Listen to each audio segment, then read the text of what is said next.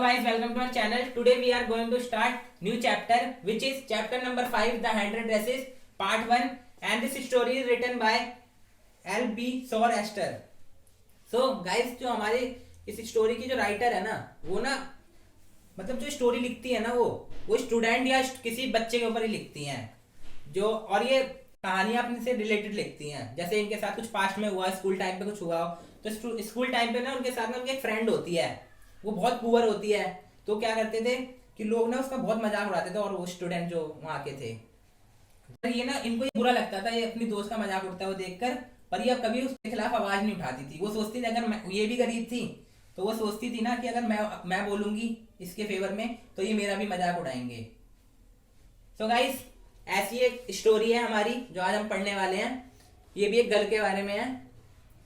So guys, let's begin. It was a Monday, Wanda was absent but nobody noticed। Guys, Monday का दिन होता है और Wanda ने absent होते क्लास में, और पर कोई से नोटिस नहीं कर रहा होता है। तो गाइस, जो ये वांडा है ना, यही हमारी जो मेन कैरेक्टर है स्टोरी का, वही है, ये है।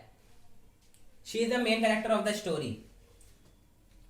Wanda quite girl did not talk with other too much. तो वांडा जो होती है ना वो बहुत शांत गर्ल होती है, मतलब किसी से ज्यादा बातचीत नहीं करती, किसी से ज्यादा मतलब नहीं रखती, अपने काम से काम रखती है, और वो क्लास में हमेशा शांत बैठी रहती है।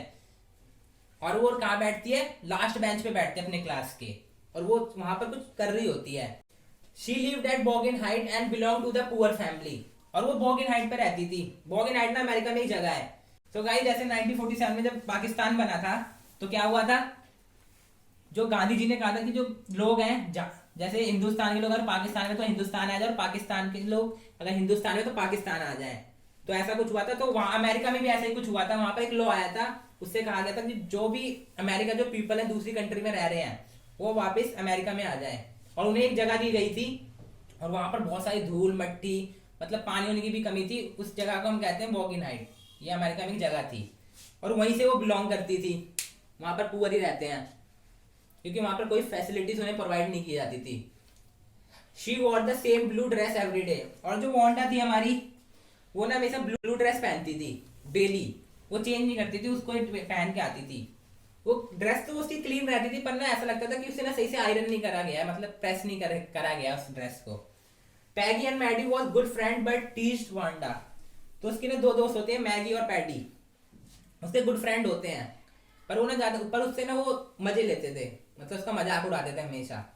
और वो कैसे क्वेश्चन पूछते थे उससे कि आपके पास कितनी ड्रेस हैं, क्योंकि पैगी जो होती है ना वो बहुत रिच फैमिली से बिलोंग करती है। उसने एक गेम बना रखा था जिसमें ना दूसरों बच्चों को टीज करती थी कि तुम्हारे पास कितनी ड्रेस है, कितने जूते हैं। तो उनका वो मजाक उड़ाती थी क्योंकि वो खुद तो अमीर थी।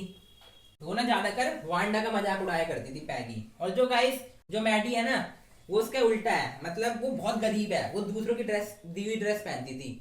मतलब जो पैगी थी ना, अगर कोई से ड्रेस देती थी ना तो मैडी की मम्मी क्या करती थी, उसमें कुछ मतलब डेकोरेशन कर देती थी, या स्टोन होते हैं उसमें लगा के उस ड्रेस को मतलब क्लीन करके काफी अच्छी तरह कर देती थी। ऐसे लगता नहीं था कि वो गरीब है, मतलब वो उसे मतलब दी गई है, यूज ड्रेस है। तो ना ये मैडी जो होती है उसे ना ये बुरा लगता है कि वांडा भी उसी की कैटेगरी की होती है, वो भी गरीब होती है और ये भी गरीब होती है। तो जब ये ना पैगी जो वांडा का मजाक उड़ाई होती है ना, तो उसे ना वो अच्छा ही लगता। वांडा कहते हैं मैं भी गरीब हूँ। तो वो एक बार सोचते कि ना मैं पैगी को बोलूंगी कि उसका मजाक ना उड़ाए। तो पर ना वो क्या होता है कि वो सोचते अगर मैंने ऐसा बोला तो पैगी कल मेरा ना मजाक उड़ाने लग जाए, तो क्योंकि मैं भी गरीब हूँ। तो गाइस, आगे पढ़ते हैं। Wanda had no friend and girls used to make fun with her. तो वांडा होती है, उसका कोई फ्रेंड नहीं होता इतना, मतलब पैगी मैडी होती है, पर बस ये उस पास लेते हैं मजाक उड़ाने के लिए, उससे दोस्ती करती हैं। दोस्त नहीं होता उसके पास, वांडा के पास, कि उनके साथ फन कर सके या कहीं घूम सके, उनके साथ खेल सके। Wanda claimed of having 100 dresses and 60 pair of shoes. तो क्या होता है जब ना मैगी और पैडी उससे पूछते हैं कि तुम्हारे पास कितनी ड्रेस है, तो वांडा कहती है कि मेरे पास 100 ड्रेसेस हैं। तो क्या होता है जब ये क्वेश्चन पूछ रहे, तो सारे क्लास के स्टूडेंट अपना काम छोड़ के वहां पर अटेंशन देने लग जाते हैं उस चीज पे, कि वो देखते हैं कि पैगी कैसे वांडा का मजाक उड़ा रही है। तो उन सबको भी मजा आता है। तो जब ये क्वेश्चन पूछते हैं तो दूसरा क्वेश्चन ये पूछते हैं कि वो जो सारी आपके पास जो 100 ड्रेसेस हैं वो सारी सिल्क की होंगी। वांडा कहती है हाँ मेरे पास 100 ड्रेसेस वो सिल्क की है, और ये बोलते वो आगे चली जाती है। तो जब वांडा ये आंसर करके आगे चली जाती है तो पैगी कहती है कि ना इसके पास तो 60 पेयर ऑफ शूज होंगे। तो क्या होता है, सारे क्लास के स्टूडेंट जो होते हैं सारे हंसने लग जाते हैं बहुत तेज तेज, ठीक है। Peggy was not really a cruel girl, she love children and animal also. जो हमारी राइटर है वो कहती है कि जो पैगी है ना इतनी बुरी लड़की नहीं है, क्योंकि वो ना बच्चों को प्यार करती थी और एनिमल को प्यार करती थी। मतलब जो बड़े क्लास के लड़के होते थे छोटी क्लास के लड़कियों को परेशान करते थे और उनसे कुछ काम करवाते थे, तो वहां पर भी वो आवाज उठाती थी। और वो एनिमल को भी प्यार करती थी, मतलब कोई अगर किसी एनिमल का एक्सीडेंट हो जाए तो उनकी हेल्प करती। Peggy would say why Wanda had spoken for her 100 dresses.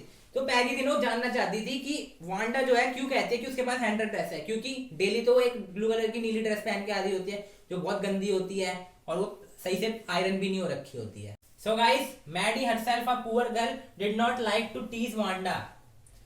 जो मैडी जो होती है वो भी एक गरीब घर से होती है, वो भी पुअर होती है। वांडा का मजाक जब उठता है ना उसे अच्छा नहीं लगता, क्योंकि वो भी एक गरीब होती है। अब वो सोचती है अगर मैंने पैगी को रोका इसका मजाक उड़ाने से तो क्या होगा कि वो मेरा भी मजाक उड़ाएगी, क्योंकि मैं भी गरीब हूँ और उस पैगी की यूज्ड करी हुई ड्रेस मैं पहनती हूँ।